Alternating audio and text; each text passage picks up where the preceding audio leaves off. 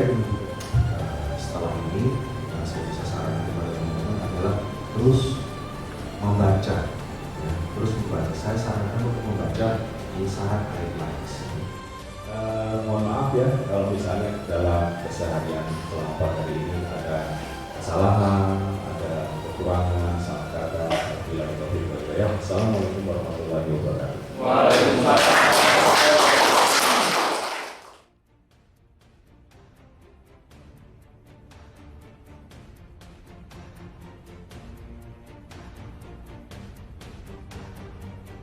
Secara inti itu tidak terlalu banyak yang bisa kita sampaikan karena memang sebenarnya potretnya tidak yang memang seperti itu tidak terlalu banyak yang akan disampaikan secara langsung dan tidak tercatat seperti yang mungkin sudah terlihat.